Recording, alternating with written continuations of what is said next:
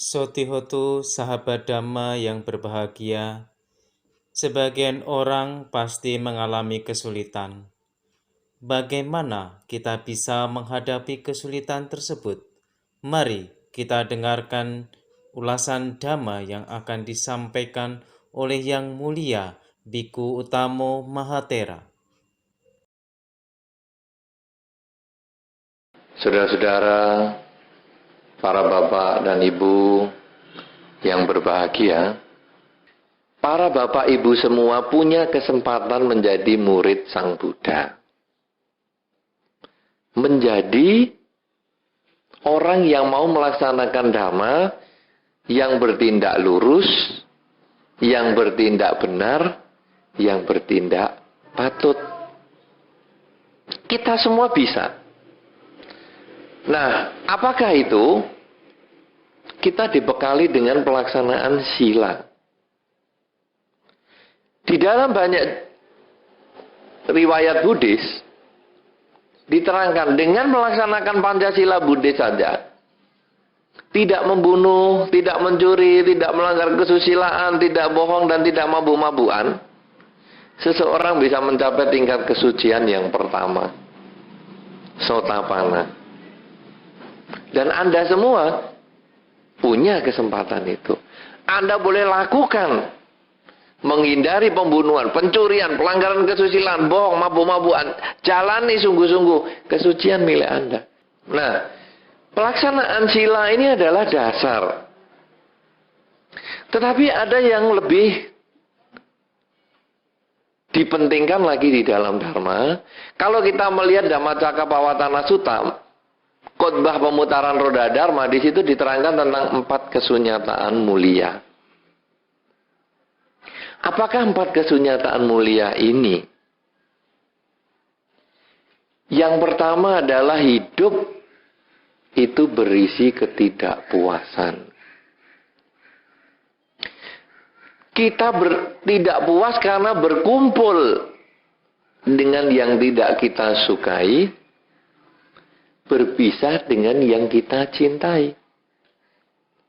Itu seperti satu telapak tangan yang dilihat dari 2 sisi. Begitu berkumpul dengan yang dibenci, otomatis kita berpisah dengan yang dicinta.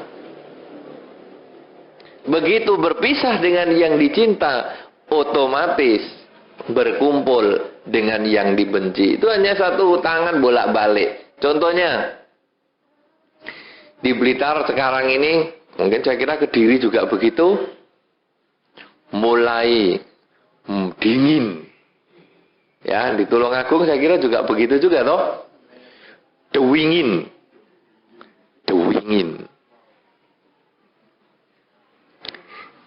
Anda dulu sibuk pasang AC. Gitu? Kediri, Blitar, Tulungagung sibuk pasang AC. Sekarang kedinginan. Anda ikut stres loh. Wih, dinginnya nggak pasang AC, wis wadem. Takut mandi sampean. Loh, dulu pasang AC kan supaya dingin. Sekarang dingin protes. Anda kedinginan itu berkumpul dengan yang tidak Anda sukai, kedinginan. Otomatis berpisah dengan yang Anda sukai, rasa tidak kedinginan. Anget. Nah, tapi kalau anget kekangetan, Anda ya protes aja. Sumu wah, Blitar, Lingi atau Kediri, Tulungagung sekarang kok sumuk ya. Bukan panas. Kalau panas payungan. Sumuk. Dalam bahasa Indonesia gerah. Kadang-kadang orang itu bahasa Indonesianya rodok keliru. Malam-malam panas ya, panas. Loh, panas payungan. Gerah, kalau malam ini gerah. Kalau tuwek kenapa Pak Manardi? Kalau panas gerah, kalau tuwek gerang. Nah, pinter semua. Cocok. Ya kasar halus kan tergantung pikiran. Nah, ini justru inilah berkumpul dengan yang dibenci, berpisah dengan yang dicinta. Kita jadi tahu, oh kasar. Oh berkumpul dengan yang dibenci, aku rasa seneng dilokke gerang. Ya toh? Berpisah dengan yang dicinta, maunya dilokke sepuh. Sampun disepuh. Disepuh ya kasar meneh.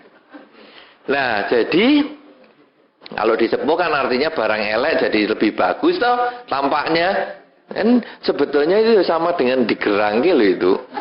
Ya. Itu semua tergantung pikiran. Nah, inilah justru di dalam Dhamma bahwa kita sekarang waduh kok kepanasan, ngomel lagi. Padahal sebetulnya gerah itu tadi itu kan karena kita berpisah dengan yang dicintai, suasana sejuk. Berkumpul dengan yang dibenci, tidak suka dengan suasana yang gerah. Gobios semua, lalu pasang AC. Sudah pasang AC kademen selimutan. Loh, ini piye sih? Tadi katanya kepanasan, kegerahan, pasang AC, sekarang kedinginan, selimutan. Ini kadang-kadang kalau kita lihat juga lucu loh manusia ini. Nanti kalau sudah kedinginan melungker ngomel lagi. Lah inilah berpisah dengan yang dicinta dan berkumpul dengan yang dibenci. Itu kesunyataan yang pertama dan ini berlaku untuk semua makhluk. Manusia juga berlaku. Binatang juga begitu. Kucing punya anak, Anda dekati, mau Anda ambil anaknya, nyakar dia. Karena dia berpisah, takut berpisah dengan yang dicinta yaitu anaknya, takut bertemu dengan yang dibenci, perpisahan dengan anaknya. Ayam punya piye, gitu, pitik, kutuk anak ayam. Ah, piye anak doro. Ya, pinter lagi. Berarti Anda ini belum ngantuk. Nah, kutuk anak ayam. Begitu Anda mau ambil anak ayamnya, ngabruk. Induknya pasti menyerang Anda. Kenapa? Karena dia takut berpisah dengan yang dicinta. Anak ayamnya. Takut berkumpul dengan yang dibenci. Perpisahannya itu sendiri. Semua makhluk begitu. Nah, yang kedua, kesunyataan kedua, kenapa makhluk itu takut berkumpul dengan yang dibenci? Takut berpisah dengan yang dicinta? Keinginan. Kalau seneng pengen dikumpuli terus. Kalau benci pengen ditolak terus. Coba kata-kata yang enak. Pujian. Wah, kita pengen dapat pujian terus. Tapi begitu kata gerang keluar, protes. Tapi coba Anda ngomong gerang sama Nera. Sama Nera orang Kalimantan. Tahu gerang? Nggak tahu. Nah, dia dikatain gerang, senyum-senyum. Nah, apa tak sing gerang? Nah, sehingga coba Anda katakan sama Nera tentang gerang, dia diam-diam aja. Karena bagi sama Nera itu bukan kata-kata yang busuk. Bukan kata-kata yang jelek. Kenapa? Karena tidak mengerti bahasanya kata gerang itu. Nah, bahwa gerang itu sama dengan tua, tapi sebetulnya memaki sama Nera. Jadi kalau sudah tua masih kelakuannya nggak beres, dikatain ini gerangan. Sudah tua, kelakuannya masih nggak beres. Itu loh sama Nera artinya, makiannya begitu. Nah, jadi kalau kita sekarang, coba Anda misalnya tidak suka dengan pisuan. Misuh, orang misuh. Itu kan karena Anda ngerti bahasanya misuhnya itu. Jadi Anda punya pikiran, aku nggak suka dipisui. Aku suka mendapat pujian. Tapi ketika Anda dipisui dengan bahasa yang Anda nggak ngerti, malah senyum-senyum loh Anda. Mungkin dia memuji saya. Oh kok serius banget ya. Nah, itu semua adalah pikiran. Nah, oleh karena itu, ketika kita berkumpul dengan yang dibenci dan berpisah dengan yang dicinta, muncul kejengkelan, muncul ketidakpuasan. Sumber yang kedua adalah keinginan kita sendiri. Jadi, dari sini kita bisa simpulkan, suka dan duka itu buatan kita sendiri.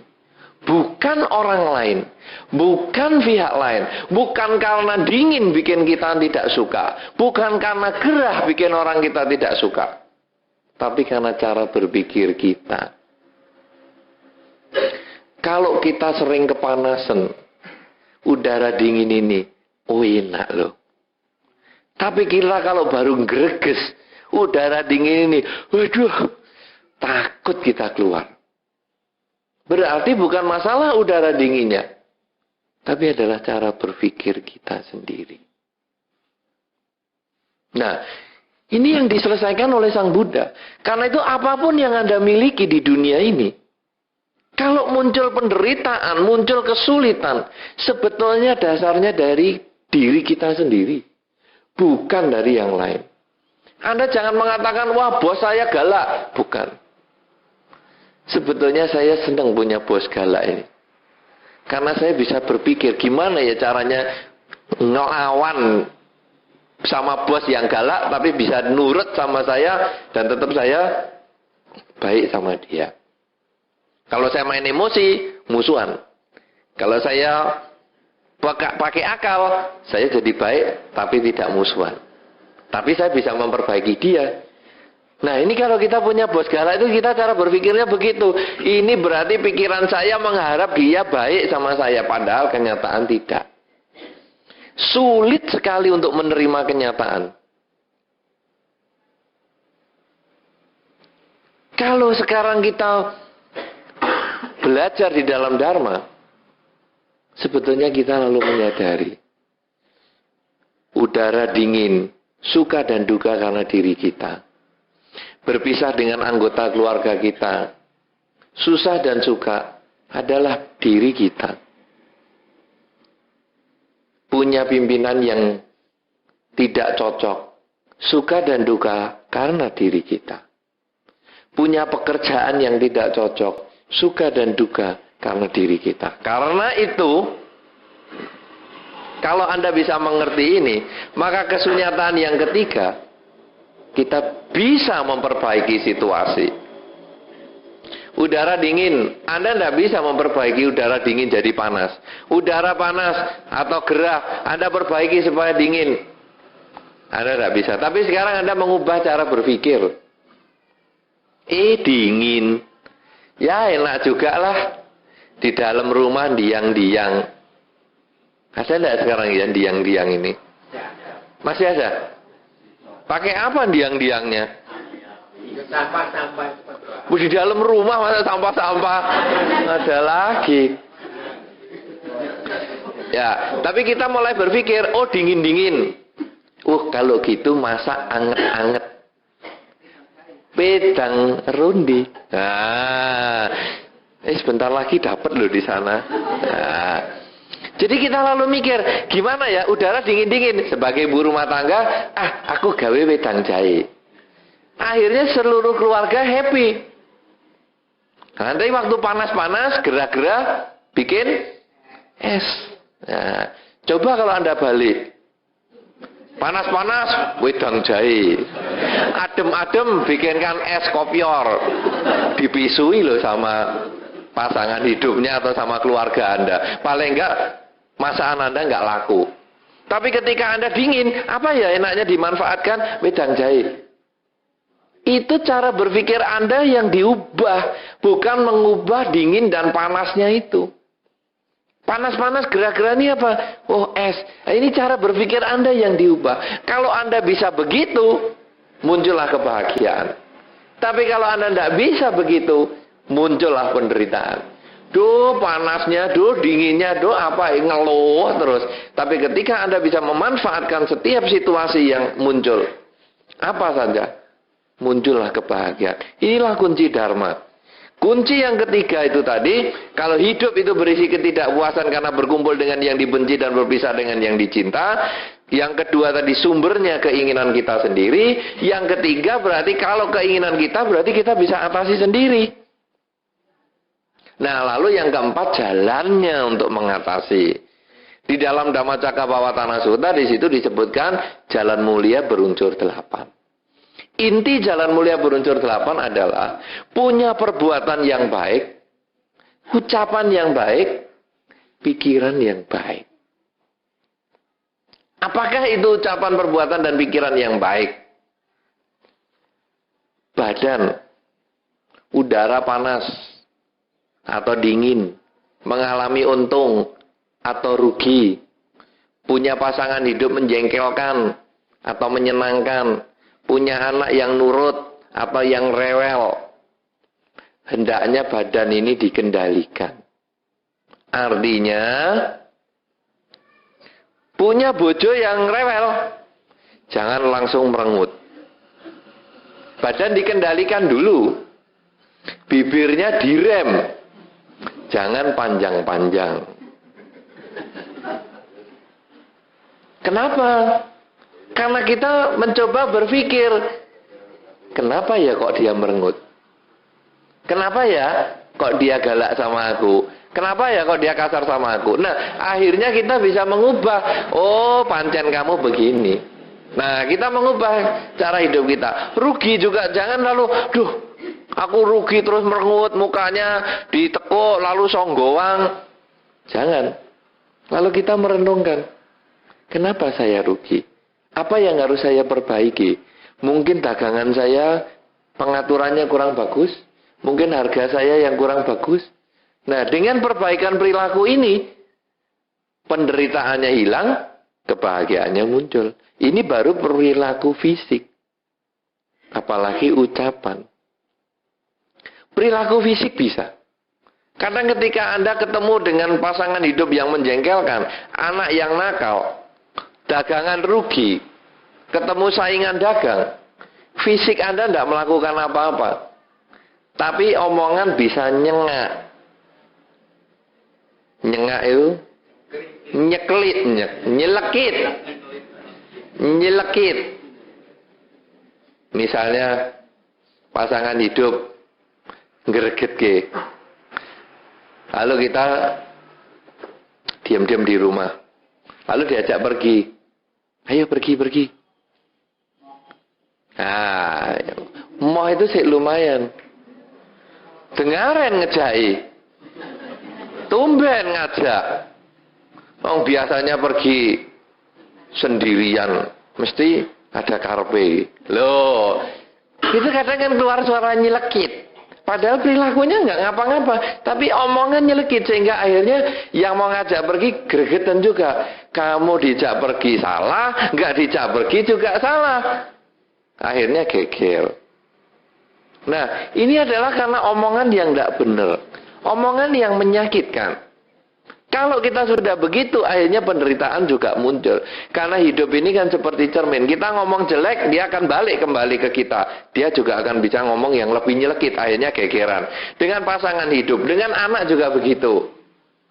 Anak gergir terus, akhirnya kita juga ngomong, aduh, aku dulu kalau tahu begini nggak pengen punya anak kamu. Ini kan nyelekit. Ya kalau anaknya diem aja, kalau anaknya bisa jawab. Aku kalau bisa pilih juga nggak kepengen lah punya orang tua kamu. Apa nggak kita juga menelan ludah yang nggak enak itu? Ini kan karena kita nyelekit, dia akan nyelekit. Kita menyakiti, dia akan bales. Ini dari hukum alamnya. Karena itu kalau kita nggak kepengen disakiti, supaya hidup ini tidak berkumpul dengan yang dibenci dan berpisah dengan yang dicinta. Pada saat kita jengkel, pengen ngomong yang menyakitkan, coba direm, diem. Jangan ngomong lebih baik daripada ngomong. Karena sekali ngomong, keluar yang nggak enak. Tapi kalau diem, terhindar itu. Nah, kalau badan sudah bisa, omongan sudah bisa, pikiran kadang sulit. Pikiran ini kalau malam mau tidur kadang kita masih gerendengan. Menjengkelkan loh itu orang itu. Oh, mertuanya juga menjengkelkan. Kenapa ya saya kok bisa diloki begini-begini. Itu keluar padahal di depan mertua senyum. Di depan orang yang kita jengkeli perilaku kita baik. Tapi pikiran kita isinya jelek. Nah, ini juga menimbulkan penderitaan sehingga kita sulit tidur. Bagaimana caranya kembali di dalam Dharma tadi? Semua itu karena keinginan. Kita tidak ingin berkumpul dengan yang dibenci. Tidak mau punya mertua seperti itu. Kepingin bertemu dengan yang dicinta. Pengen mertua yang lebih baik. Nah, akhirnya membuat kita lalu menjadi stres. Nah, di dalam jalan mulia berunsur 8 ini, kita harus memperbaiki ucapan, memperbaiki perbuatan, dan memperbaiki pikiran. Apakah yang disebut memperbaiki pikiran? Kita menyadari bahwa semua orang punya kelebihan dan kekurangannya masing-masing. Kalau saya lihat mertua saya punya kekurangan begitu, berarti ya memang itulah kekurangannya dia. Tapi kan dia punya kelebihan. Saya boleh sama anaknya kok. Itu kan kelebihan dia. Tetapi juga lalu kita merenung diri sendiri. Kenapa saya tidak suka sama dia? Karena saya mengharap dia lebih baik daripada yang sekarang. Padahal dia adalah orang yang berbeda daripada saya. Kalau begitu ya sudahlah. Mungkin saya ini bayar utang karma saya. Kita lebih tenang begitu. Ketika saya mengalami kerugian, lalu saya juga merenungkan, loh, kenapa saya rugi? Saya bisa perbaiki. Tapi kalau sudah begitu, kita juga lalu merenungkan. Ini mungkin bagian dari karma buruk yang harus saya bayar. Sehingga kalau memang bukan milik saya, kemanapun saya pergi, saya tidak akan pernah mendapatkan yang saya inginkan. Tapi kalau itu sudah menjadi milik saya, walaupun saya tinggal kemana saja, walaupun saya buang apapun juga, dia pasti kembali pada diri kita. Anda boleh lihat di dalam masyarakat. Apa yang kita alami sesungguhnya adalah buah karma kita. Satu contoh, kalau Anda kepingin beli tanah. Kalau memang tanah itu bukan milik Anda punya duit banyak, tidak bisa beli barang itu. Tapi ketika Anda memang tanah itu milik Anda tidak mau beli tanah, tetap disuruh beli. Akhirnya harga murah pun Anda bisa beli. Pasangan hidup juga gitu. Kalau sekarang pasangan hidup itu memang milik Anda, tidak usah nyari dapat. Santai-santai bisa dapat. Tapi kalau belum jadi miliknya, sudah di gerbang perkawinan loh. Sudah pesen rok manten, sudah pesen makanan, bisa kok batal. Malah pernah kejadian di Jawa Tengah itu, sudah hari kawinnya kan malah mati. Iya toh? Duduk di pelaminan, perempuannya mungkin kekeselen, pingsan, masuk rumah sakit, berangkat, mati. Nah itu kan sudah jelas sudah bukan miliknya lagi. Karena sudah duduk di pelaminan saja masih bisa lewat. Dagangan juga gitu. Anda kejar kalau belum waktunya, tidak dapat. Begitu sudah waktunya Anda akan dapat sendiri. Keuntungan juga sama. Apa saja, anak pun juga begitu. Dikejar kalau belum waktunya punya anak. Waduh, otot juga merusut terus. Kalau sudah waktunya, di stop-stop toh. Jalan terus toh. Bablas terus. Inilah sebetulnya karma. Karena itu kalau kita sudah menyadari hukum karma ini, kita lalu merenungkan tentang karma ini, hidup di dunia, tidak ada masalah. Akhirnya kita menyadari, apa yang aku terima sekarang, suka dan duka ini adalah buah perbuatanku sendiri. Bukan dikerjain orang, bukan karena ini dan itu, tapi karena buah perilakuku sendiri. Kalau kita sudah menyadari gitu, hidup kita menjadi tenang. Kalau hidup kita sudah menjadi tenang, maka kita bisa merasakan manfaat Dharma. Karena sesungguhnya Dharma itu akan memberikan kebahagiaan untuk mereka yang melaksanakan. Nah, jadi laksanakan apa? Sila, ya. Tidak membunuh, mencuri, melanggar kesusilaan, bohong, dan mabuk-mabukan. Karena dengan melaksanakan 5 sila secara total, Anda punya kesempatan mencapai kesucian yang pertama, sotapana. Nah, tetapi yang lebih lengkap lagi sebetulnya adalah pengendalian badan, ucapan, dan pikiran. Karena sila itu lebih cenderung hanya pengendalian badan dan pengendalian ucapan. Pengendalian pikiran dengan kesadaran dan latihan meditasi. Peningkatan latihan meditasi dengan latihan rutin pagi sore memperhatikan objek. Apakah itu pernafasan kita, apakah itu perilaku kita pada saat duduk, berdiri, berjalan, dan berbaring. Itu semua yang akan mengarah untuk menuju kebahagiaan di dalam kehidupan ini maupun kehidupan-kehidupan yang selanjutnya. Oleh karena itu saudara-saudara, asada jangan hanya dijadikan upacara. Asada yang pada saat itu memperingati 3 peristiwa penting. Pembabaran Dharma. Sehingga 5 pertapa mencapai kesucian sehingga menjadi sangga yang pertama. Dan lengkaplah Triratna, Buddha, Dhamma, dan Sangga. Jangan hanya diperingati seperti itu. Marilah kita menjadikan Buddha, Dhamma, dan Sangga di dalam diri kita. Bahkan kalau kita bisa jalankan dalam kehidupan sehari-hari, kita semua menjadi Sangga yang sesungguhnya. Sangga adalah siswa Sang Bhagawa yang bertindak lurus, bertindak benar, dan bertindak patut. Lihatlah diri kita, lihatlah perilaku kita. Sudahkah saya bertindak lurus, benar dan patut, sesuai dengan Dharma? Kalau masih ada yang bengkok-bengkok, ada yang belum benar, ada yang belum patut, yang dilihat secara Dharma, marilah kita memperbaiki. Karena dengan semakin kita perbaiki sedikit demi sedikit, kebahagiaan menjadi milik kita. Karena di dalam ajaran Sang Buddha, suka dan duka adalah karena pikiran kita sendiri. Kalau kita bisa melihat suka dan duka karena pikiran sendiri, kita bisa ubah cara berpikir kita. Manfaatkanlah situasi apapun juga, sehingga kita menjadikan semua kesulitan sebagai kesempatan untuk maju.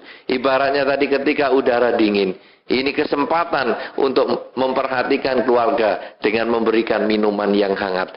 Ketika udara gerah, ini kesempatan memperhatikan keluarga untuk memberikan minuman yang menyejukkan. Ini adalah sebagai contoh di dalam kehidupan sehari-hari. Kesulitan kita bisa jadikan tantangan untuk kita menjadi lebih maju di dalam segala bidang. Usaha Anda, rumah tangga Anda, kehidupan bermasyarakat Anda, kesulitan apapun yang Anda temui, sebetulnya bisa Anda ubah dengan cara berpikir yang benar, ucapan yang benar, dan berperilaku yang benar. Karena itu, praktekkan Dhamma ini sedikit demi sedikit. Jalankan sila sedikit demi sedikit. Jalankan meditasi sedikit demi sedikit. Maka Anda akan mencapai apa yang kita bicarakan pada malam hari ini, bahwa Dharma memberikan kebahagiaan di dalam kehidupan kita, berumah tangga, kehidupan bermasyarakat, dan kehidupan beragama, kehidupan dimanapun juga, bahkan sampai kehidupan yang akan datang. Semoga dengan kekuatan kebajikan yang kita miliki, kita akan bisa merasakan manfaat Dharma di dalam kehidupan kita. Semoga Anda selalu berbahagia. Semoga semua makhluk, baik yang tampak maupun yang tidak tampak, akan memperoleh kebaikan dan kebahagiaan sesuai dengan kondisi, karmanya masing-masing. Sabbe sata, bawantu, sugitata.